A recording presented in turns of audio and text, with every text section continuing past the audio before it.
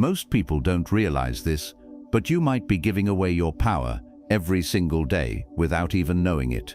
And it's not always the big things, it's the small habits, the subtle choices, the quiet moments where you let people, guilt or fear steer your life instead of you. Today I'm breaking down signs you're giving away your power without realizing it. Some of these will shock you, some will sting, and some will feel uncomfortably familiar.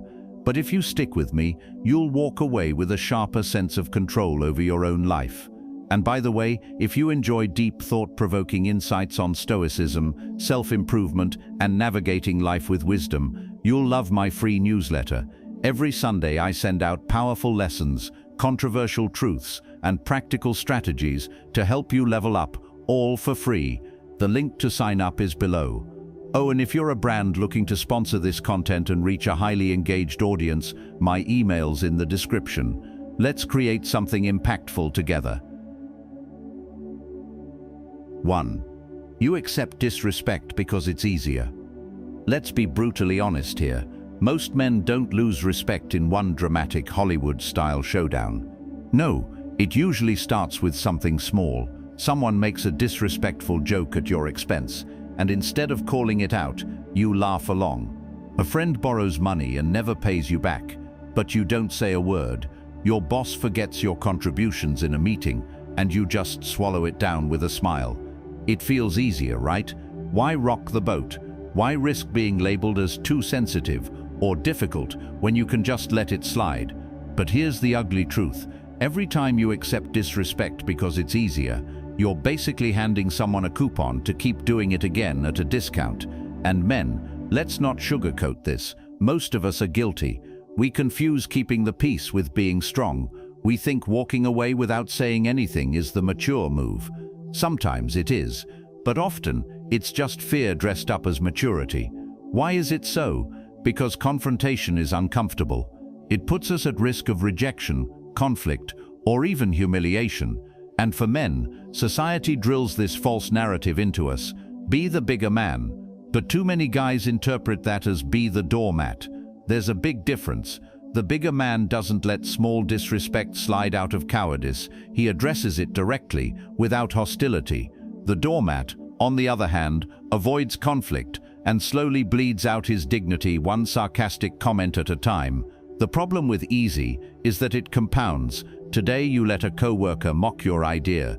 Tomorrow you let a friend talk over you, and soon you're wondering why no one takes you seriously. Respect isn't lost in explosions, it evaporates drip by drip. Let me give you one from my own life. Back in college, I had this group of friends. You know the type, the guys who always crack jokes at my expense. At first I laughed along, thinking, it's just banter, no big deal. They'd call me names, roast my clothes, clown me for not drinking as much as them. I told myself, don't be soft, man, just laugh it off. But here's what happened. Their jokes escalated. The respect level dropped, and suddenly I was the punching bag of the group. Even when I brought up serious things, nobody listened. They were too used to me being the clown. The breaking point came one night at a party. One of them said something wild about my family, crossed a line, and I snapped. For the first time, I didn't laugh. I looked him dead in the eye and said, say that again, and I'll walk out right now and never speak to you again. The whole room went silent. He backed down. Guess what? They never joked about my family again. That was the moment I realized the disrespect I tolerated set the standard for how people treated me. The day I pushed back, even just once, the entire dynamic shifted. So how do you stop giving away your power through silent tolerance? Set the boundary early. The first time someone crosses the line, address it calmly. Don't wait until you explode. It'll look like an overreaction. A simple "I don't appreciate that" is enough. You don't owe a dissertation on why. Stop confusing silence with strength. Sometimes walking away is power, but if you're walking away from every disrespectful moment just to avoid discomfort, that's weakness. Recognize patterns. If someone consistently disrespects you despite you setting boundaries, that's not a friend, that's a parasite. Cut them off. Men often grow up thinking toughness means absorbing insults like a stone wall. But let me tell you, stones erode with time. Real strength is drawing the line where your dignity begins. It's not about fighting everyone who disrespects you. That's just insecurity in disguise. It's about being so clear on your value that you won't tolerate being treated like less. Because here's the uncomfortable truth. The world will only treat you as seriously as you treat yourself. If you let people laugh at you, dismiss you, ignore you, they will. Not because they're evil, but because you taught them it's allowed. And here's the kicker. It's not even about them. It's about you. Every time you accept disrespect, you're subconsciously telling yourself, this is all I deserve. And once that belief sets in, it bleeds into everything. Your career, your relationships, your confidence. Bro, I've lived both sides of this coin. I've been the guy laughing off disrespect because I didn't want to lose friends. And I've been the guy who set boundaries and walked away. Let me tell you, the second guy sleeps better at night. It might feel easier to accept disrespect, but in the long run, it's the most expensive choice you can make, because the price is your self-respect. And once that's gone, no amount of approval, friends, or fake peace can replace it. 2. You avoid conflict at all costs. Let's get controversial right away. Avoiding conflict doesn't make you a good person. It makes you weak. Yeah, I said it.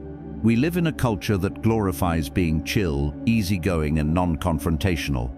But half the time, that's just code for spineless. And I can already hear the excuses, but I don't want drama. I'm keeping the peace. It's not worth it. No, my brother. What you're really saying is, I'm scared to stand up for myself, so I'll pretend ignoring it is wisdom. Why is it so? Because conflict feels uncomfortable. It raises your heart rate, makes your palms sweaty, and risks rejection or escalation. And men especially are trained to believe that real strength means swallowing everything and walking away. Society feeds us the myth that being unbothered is the ultimate flex. But here's the truth. Avoiding every conflict doesn't make you unbothered. It makes you irrelevant. Look around. People who never address issues get overlooked, talked over, and quietly dismissed. And the irony? They're often the ones who explode later, because years of bottled frustration finally burst out in one volcanic meltdown. Let me paint you a scene from my life. I once had a job where my boss kept piling extra work on me because I was the reliable guy. At first I thought it was a compliment. I told myself, don't complain, don't make waves, just grind harder. Meanwhile, my co-workers were clocking out on time while I was still drowning at my desk. One day, I found myself staying until 11 p.m. finishing a project that wasn't even mine to begin with. And the kicker? My boss didn't even thank me. He just handed me another assignment the next morning. That's when it hit me. I wasn't being respected. I was being used. But who enabled it? Me. Because I never spoke up. I avoided conflict under the disguise of professionalism. And for what? Stress, burnout, and resentment. The day I finally had a serious talk with him, things changed. He adjusted my workload, not because he suddenly became kind, but because I finally grew a spine and set a boundary. So how do you break out of this conflict avoidance trap without becoming a raging bulldozer? Redefine conflict. Conflict isn't war. It's not fists and shouting matches. It's simply disagreement. Stop seeing it as destruction and start seeing it as correction. Speak early, not late. Address disrespect or unfairness the first time it happens. Don't wait until your blood pressure's on the verge of a stroke. Be calm but firm. You don't need to yell or get dramatic. Just say, I'm not okay with that, period. Firmness is power. Practice small confrontations. Start by speaking up in low-stakes situations. Tell the waiter your order's wrong. Tell your friend you don't like that nickname. These reps build confidence for the big moments. As men, we're often told to be protectors, leaders, providers, but how can you protect or lead if you can't even handle conflict? If you avoid every tough conversation, you're not leading your life, you're outsourcing it to whoever has the loudest voice in the room. And here's the kicker, conflict isn't the enemy. Disrespect is. Conflict is actually a sign that you care, that you value yourself, that you're unwilling to be trampled. Weak men avoid conflict, strong men master it. I had to learn this the hard way. I used to think being the nice guy was noble, but nice often just meant I was too afraid to confront reality. And reality doesn't reward cowards. It respects men who can stand in discomfort, hold their ground, and demand respect without losing composure. So here's the deep truth. Avoiding conflict may give you temporary peace, but it costs you long-term dignity. And a man without dignity isn't really living. He's just existing quietly in other people's shadows. Stop worshipping peace at the expense of your own self-respect. Peace that comes from silence in the face of disrespect isn't peace, it's surrender. And every time you choose surrender, you chip away at the very thing that makes you powerful, your voice. 3. You overshare with people who haven't earned it. Here's a hard truth most people don't want to hear. Not everyone deserves front row seats to your life, but too many of us hand out VIP passes like we're Oprah. You get my trauma, you get my secrets, you get my deepest insecurities. And then we wonder why people gossip about us, use our pain against us, or quietly lose respect. This is controversial, but I'll say it. Oversharing isn't vulnerability, it's emotional vomit. And nobody respects a man who can't hold his own water. Now, don't get me wrong, vulnerability is powerful when earned. Sharing your struggles with people who've proven loyalty can build deep bonds, but blurting out your whole life story to strangers, co-workers, or people you barely trust, that's not strength. That's desperation for connection. And desperation always smells weak. Why is it so? Because silence is uncomfortable. When there's a pause in conversation, we panic. And in that panic, we overshare to fill the gap. We think honesty will buy us closeness, but here's the catch. When you tell someone everything about you before they've proven they can handle it, you give them leverage without earning respect. It's like handing a stranger the keys to your house just because they said nice driveway. Foolish. Men especially fall into this trap when they're trying to impress women, gain friends, or prove they're real. They spill their struggles, their fears, their financial situation, even their heartbreaks within minutes of meeting someone. And sure, sometimes people nod and listen, but more often than not, they file that information away. Some use it later, some gossip about it, and some just lose respect because you gave too much too soon. I learned this lesson the hard way. There was a time I started a new job, eager to make connections. I sat down with a co-worker during lunch, and within a week, I was telling him about my rough breakup, my financial struggles, and even family drama. I thought I was being real. I thought he'd respect my honesty. 2 months later, during a heated debate in the office, this same guy casually threw one of those personal details into the conversation, in front of everyone. I stood there humiliated, thinking, how the hell did I let this happen? The truth? I gave him ammo. I built the gun, loaded the bullets, and handed it to him, then got mad when he fired. From that day on, I promised myself, my private life is a fortress, and only the worthy get a key. So how do you stop oversharing without becoming a cold robot? Test loyalty before trust. Don't spill deep secrets until someone has shown they can handle the small ones. Trust is built, not gifted. Value silence. Every pause doesn't need to be filled with your life story. Let silence be uncomfortable. Strength is calm, not chatter. Ask before you tell. If someone hasn't opened up about themselves, why are you emptying your chest? Relationships should be mutual, not one-sided confessions. Remember, privacy is power. Mystery builds respect. A man who guards his life carefully commands more attention than the one who leaks it freely. Here's the part most men don't like to hear. When you overshare, people don't see you as brave, they see you as needy. And neediness kills respect faster than anything else. When you tell a woman all your heartbreaks on the first date, she doesn't think, wow, he's so open. She thinks, this guy has no filter, no boundaries, and no sense of self-control. When you tell your co-workers about your debts or your struggles at home, they don't admire your honesty. They quietly categorize you as weak, even if they smile to your face. Being a man isn't about bottling everything up. That's just as toxic. But real strength is knowing who deserves access and who doesn't. Think about kings. They don't sit at the marketplace shouting their insecurities to random peasants. They confide in trusted advisors. That's how dignity is preserved. I had to learn this myself. The world doesn't respect a man who gives everything away for free.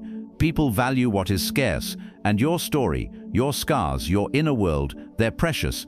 Don't hand them out like candy at Halloween. Oversharing might feel like connection in the moment, but it often leads to exploitation, gossip, or disrespect in the long run. Guard your story like treasure. Share it only with those who've proven they'll protect it, not weaponize it. because at the end of the day, your power isn't in how much you reveal, it's in how much you reserve. A man who knows what to hold back commands far more respect than the man who spills everything to anyone with ears. So ask yourself, are you sharing to build trust, or are you spilling to fill silence? The answer may tell you more about your strength than you realize. 4. You trade short-term pleasure for long-term strength. Here's a controversial truth most people won't admit. Your life probably sucks because you keep choosing easy pleasures over hard growth. And I don't mean that in a judgmental, you're lazy way. I mean it in the blunt, wake-up call way. Think about it. Netflix binge versus learning a skill. Fast food versus cooking something healthy.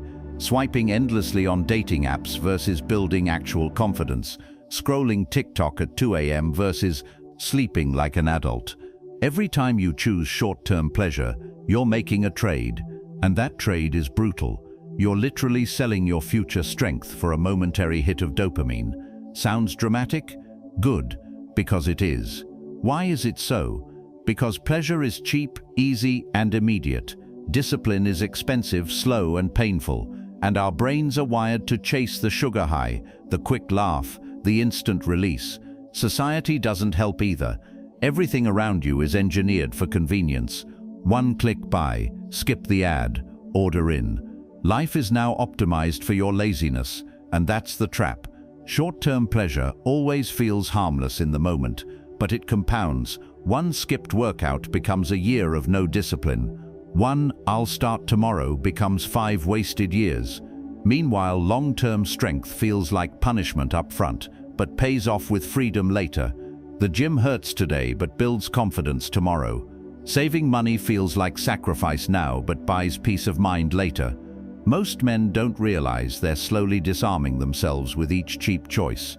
You think you're relaxing, but really, you're softening. Let me roast myself for a second.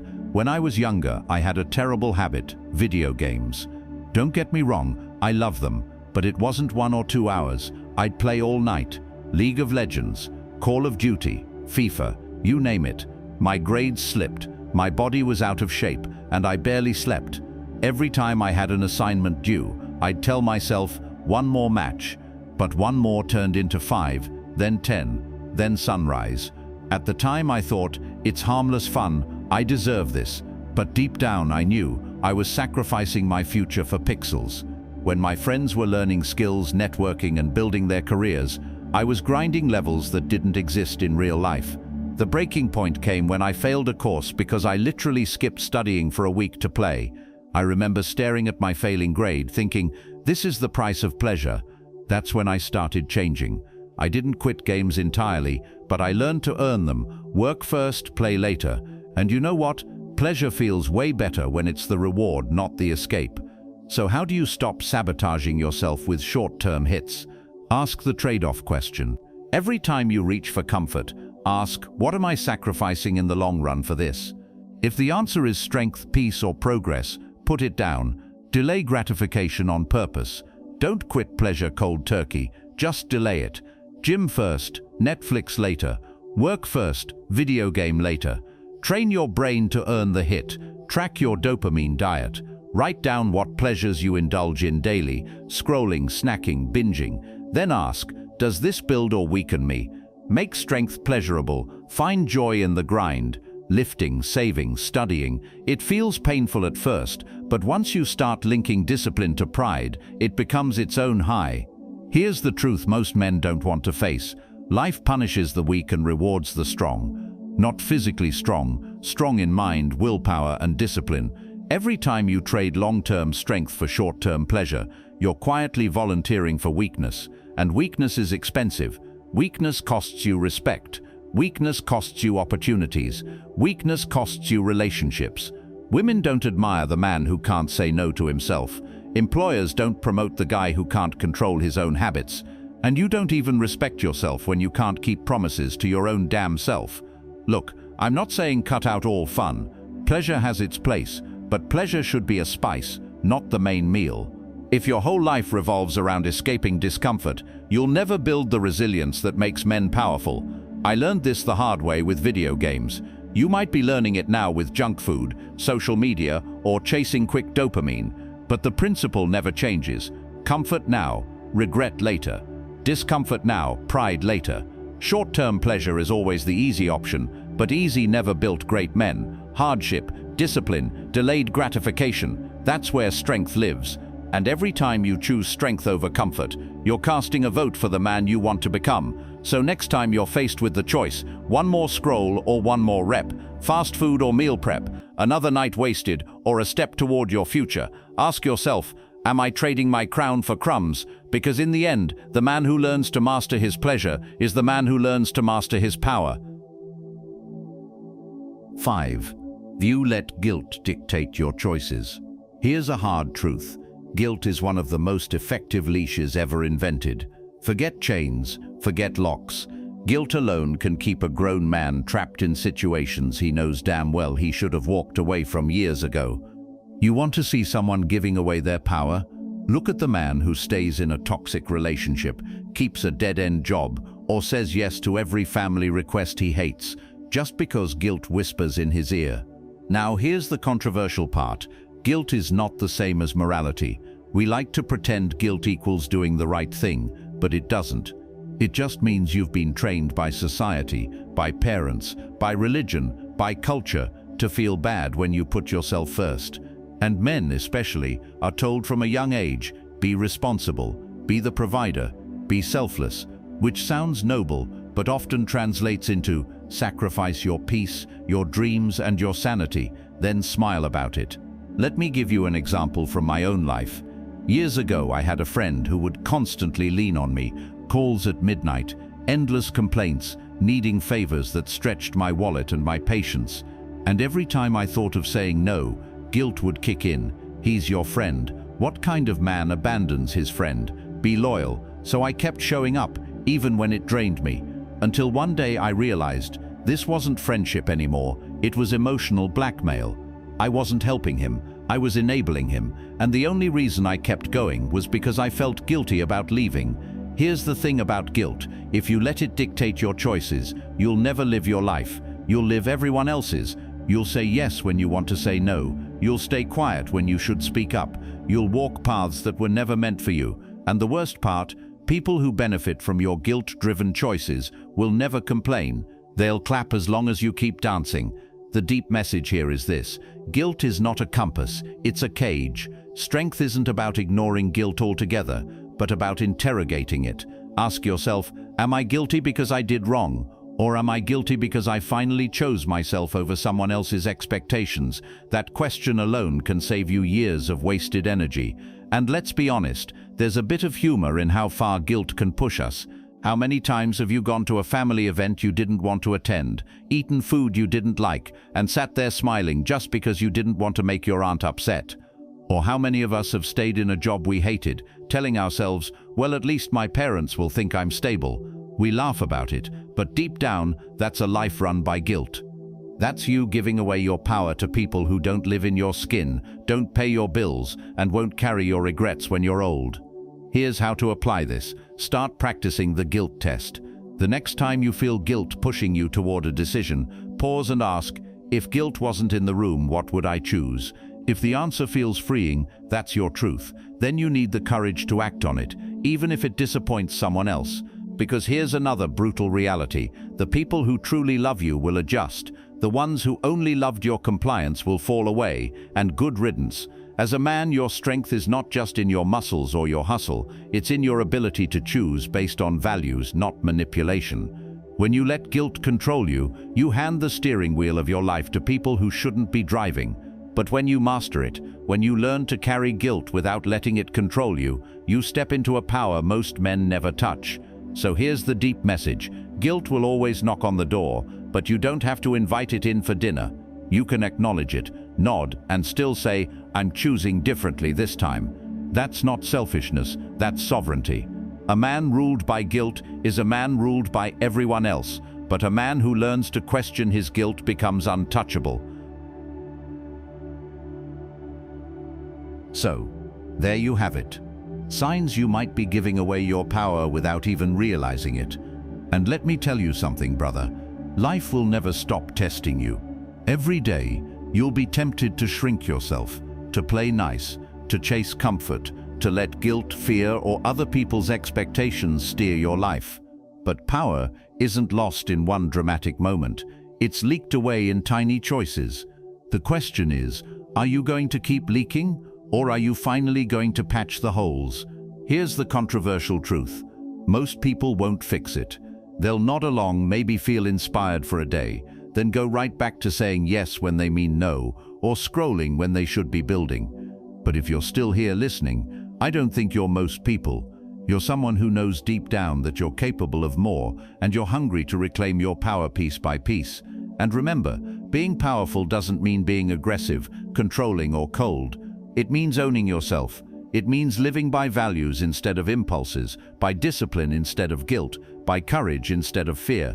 That's the kind of strength people can't take from you, and it's the kind that makes life worth living. If you enjoyed this video, make sure you hit subscribe, because we're just getting started. And if you want to dive even deeper, every Sunday I send out my free newsletter packed with Stoic wisdom, raw truths, and practical strategies to help you level up. The link is in the description. Trust me, you'll thank yourself for joining. And hey, if you're a brand that believes in creating content that actually matters, check the email below. Let's build something impactful together. Until next time, stand tall, stay disciplined, and don't hand your power over to anyone or anything, because once you lose it, the world won't give it back. You've got to take it. Don't just survive, reclaim your power, and live like you mean it.